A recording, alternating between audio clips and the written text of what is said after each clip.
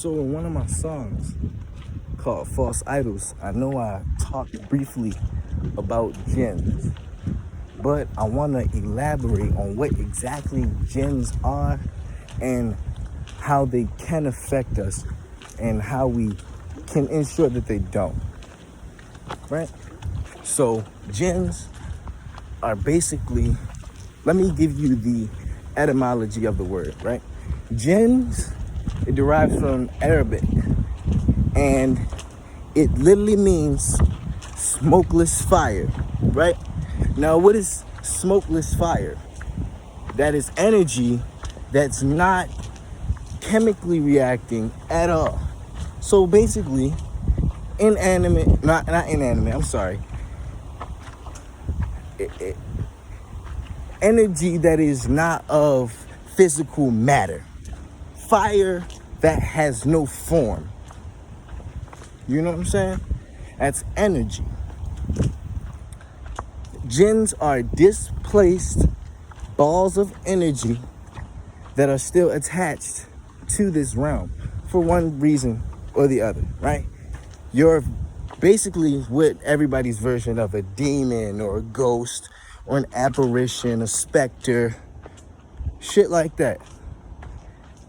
This is how the Arabic referred to them. And this is the form that I've adopted to refer to them because I find it to be the most similar and most accurate.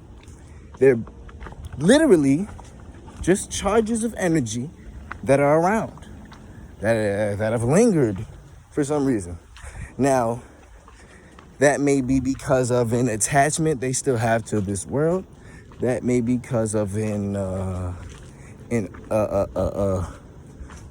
disassociation with their moment in time of death, where they don't even know that they're dead, living their life day to day in limbo. It may be because they want solace or they want recognition for maybe a member of their spirit family still on their journey. Sometimes it's because two souls who are intertwined took a very negative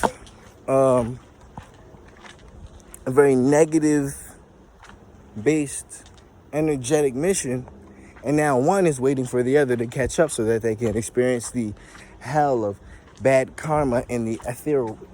I always get this word fucked up. Ethereal plane. I don't know why I always fuck that word up. It's like my favorite. But at any rate, Djinns are charges of negative energy. So how can Djinns fuck with us as humans, right? So this is what Djinns can do, basically. Have you ever been in the house? Let's say you make some food. You get your fucking food out. You plate it up. You get your silverware out. You lay it right next to the plate. But then you notice that, oh shit, I need something to drink with my fucking food, or, like, what the fuck am I going to do? So you pour yourself a nice drink, water, juice, whatever's your fucking fancy. You turn back around to the plate, and the fork has vanished. Gone. But you put it there. You know you put it there. You know you put it there, right? It's gone. How? You're not being mindful somehow. Your focus is somewhere else, on something negatively charged, so the Djinn could fuck with you and make you think that fork wasn't right there. You know why? Because as soon as you start retracing your steps, as soon as you actually get that mental image of that fork that you sat down right there on that counter next to your plate, you will find the fork. Will it be right next to the plate? No. That's because Djinns fuck with you. They cloud your vision because you're not being mindful. You feel me? They move things around. That's the number one primary way they like to fuck with you, right? Now, if you're strong enough, this is the rudimentary one. I feel like this is the one, no matter if you know about them or not, whether you're strong innately or not, whether you're trying to have them not fuck with you or not, they do this sometimes. We're not perfect, we're humans, And there's a positive side and a negative side. They like to fuck with you when your thinking's negatively charged, you know?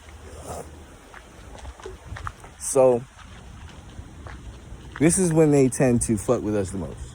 But they're weak, so they need our energy. You know what I'm saying? To even do anything. We have to conjure them. That's why there's people who's like, I don't believe in ghosts. And they've never had a fucking supernatural experience or anything because they don't fucking believe in it. It's not, they're not giving the energy out to the universe. You think about demons and fucked up shit and watching movies. That's why they put all these supernatural movies out. Where all this wicked shit happens and they get us addicted to it. Look it up. Before, I'm not sure what time, right? But look up the first ghost movie, and I think it was The Exorcist. Before The Exorcist, and it may not be The Exorcist, but just for conversational purposes, we're going to say it was. Before The Exorcist, there were no supernatural movies. What does that mean? No ghost stories, no demon stories, no fucking as above, so below hell trips, no fucking, Dante's Inferno, Rings of Hell, all that weird shit. All this fear-based, low vibrational shit. Making Earth like that shit. They just put that shit straight out and made us gravitate towards it. So now that's the only kind of scary movie there is. If it's not paranormal, it's not supernatural, if it's not a demon, if it's not a ghost, if it's not a haunted doll, nigga, we don't want to see it. We don't think it's scary. Niggas don't even like Jason no more. Niggas don't think that the fucking idea of somebody just putting on a mask and going to whack niggas is even scary anymore. Because they done made demons and shit so prevalent in our psyche. Fuck that. As long as you know them shits can't do nothing to you, they can't harm you, you're too strong, they can't affect you. As long as you just stay aware. You know what I'm saying? That's the primary way that they fuck with all of us though. And if it doesn't stop there, if you're still doing things that'll conjure such a negative charge of thinking constantly, they get stronger. That's when you hear stories of, what the fuck? Why am I waking up with scratches all over me? You know what I'm saying? They try to harm your vessel so that they can then creep in further. Because once you're worn down physically, like I always say, there's 3 things going on. So you're being worn down physically, but it also wears you down mentally a little bit. And it also wears you down spiritually a little bit, making you weaker and weaker. Right? Because then you start thinking, where the fuck did I get this scratch from? Right? And they're only able to do that because you're giving the negatively charged thinking power, being like, yo, what the fuck? I just had this shit. I can't find it nowhere. Becoming a victim and just blaming it on circumstance and not understanding that you just weren't mindful enough to not know where something was. You know? They fuck with you like that. So if you don't stop it there, it goes to physical harm, scratches, bruises out of nowhere. Then that wears you down mentally, gets you thinking, what the fuck? Where did this come from? And of course you're going to, because the charge of your thinking is negative, you're going to think, can't nobody do this to me physically because I didn't see it. Let me repeat. Nothing did this to me physically because I didn't see it. That's where we get it fucked up. You wake up with a scar or something, go meditate. Yeah, it'll be fine. Go meditate real quick, figure out where your thinking is, see if it's negatively charged. If it is, bring it back to positivity or a nice balance where it needs to be, and then keep your day going. Then you'll be fine. But if you start thinking, you let it wear it down, nothing did this to me because I didn't see it. Oh, fuck, this house must be haunted. Oh, there's a ghost fucking with me right now. You know what I'm saying? That's how they get you. Wear you down mentally, get into your psyche. It's definitely fucked up, but it's life, you know? That's how possessions happen.